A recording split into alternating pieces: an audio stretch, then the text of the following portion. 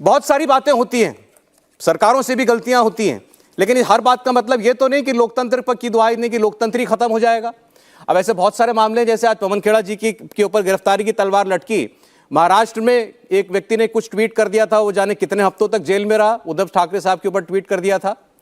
ऐसे ही पश्चिम बंगाल में एक प्रोफेसर ने एक कार्टून रीसेंट कर दिया था, 11 साल के बाद वो आदमी जो है बरी हुआ है अदालतों से। तो ये ऐसे प्रकरण अनेकों जगह देखे जा सकते हैं।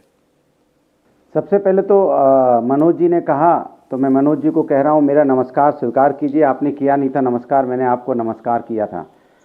आप अपने बोलने में इतने व्यस्त थे कि एक भाई का नमस्कार लेना भूल गए, लेकिन हमने कहा दोबारा से नमस्कार कर देता हूं, और सभी साथियों को मेरा नमस्कार। सवाल ये नहीं है, सवाल देखो, ये बात तो बिल्कुल सच है कि हिंदुस्तान के अंदर में संवैधानिक पद पे बैठे हुए लोगों का सम्मान होना चाहिए, उनकी प्रति भाषा जो है मर्यादित होनी चाहिए, अभद्र भाषा का इस्तेमाल नहीं होना चाहिए, तो बिल्कुल सच है।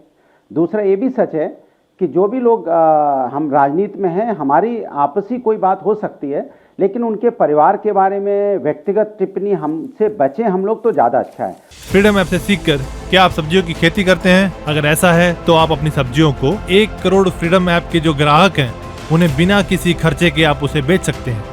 और मैं तो कहूँगा कि पोजीशन अपोजिशन एक बार इसको राउंड टेबल पे बैठ ले, इस पर एक बार बात कर ले तो ज़्यादा अच्छा होगा कि हमेशा हर बात पे इस तरह की जो घटनाएं होने लगती हैं, क्यों हो रही हैं, किस लिए हो रही हैं, इस पर भी एक चर्चा हो जानी चाहिए, और जब चर्चा से ही समस्या का समाधान निकलता है।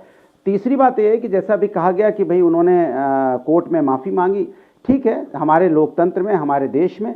अब जहाँ तक लोकतंत्र की बात है, लोकतंत्र देखिए, लोकतंत्र में अभिव्यक्ति की आज़ादी तो थोड़ी बहुत होनी भी चाहिए, लेकिन इतनी भी आज़ादी हम ना ले लें कि हम संवैधानिक लोगों पद पर बैठे लोगों का अपमान करने लगे। ये तो देखो हर कोई मानता है, लेकिन सवाल मुद्दों पे नहीं होता है ना। दिक्कत ये है, देखिए लोकतंत्र किस पे खतरे में बात होती है कि जब यहाँ महंगाई बेरोजगारी पे चर्चा नहीं हो रही है, जब यहाँ किसानों की इनकम दोगुनी कर दी जाए इस पे चर्चा नहीं हो रही है, जब चर्चा नहीं होती है कि महिला समस्या का समाधान कैसे होगा, चर्चा नहीं होती है कि रुपया यहाँ पे हमारा कैसे मजबूत होगा, डॉलर कैसे यहाँ पे रुपया जब मजबूत होगा तभी तो हमारी कुछ वैल्यू बढ़ेगी, अर्थव्यवस्था हमारे देश की मजबूत कैसे होगी, कैसे यहाँ पे डीजल पेट्रोल के दाम कैसे कम होंगे, महंगाई 6% से और नीचे कितनी कम आ जाए, कितने यहाँ बेरोजगारी दर 8% से नीचे घटती हुई चली जाए।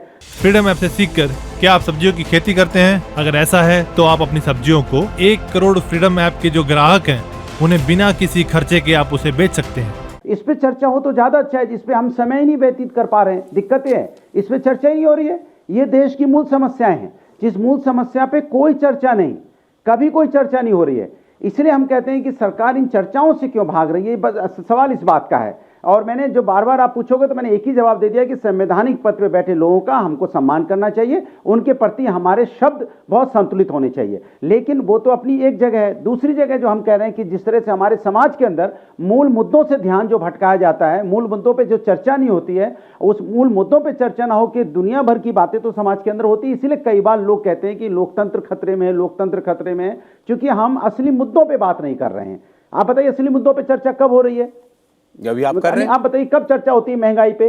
खाली महंगाई एक शब्द बोल दिया जाता है, लेकिन आप सोचिए महंगाई से लोगों की कमर टूटी हुई है, घर के घर बर्बाद हो रहे हैं, लोगों को सुबह से लेकर शाम तक खाना मुश्किल हो गया है, कैसे उनकी रोटी चलेगी मुश्किल हो गया है, बच्चे को नौकरी नहीं मिल रही है, बेरोजगार बैठा है, पूरा का पूरा परिवार बेरोजगार। इंडिया टीवी हर वक्त हर जगह डाउनलोड करने के लिए सर्च करें India TV news Google play store या ऐप स्टोर पर।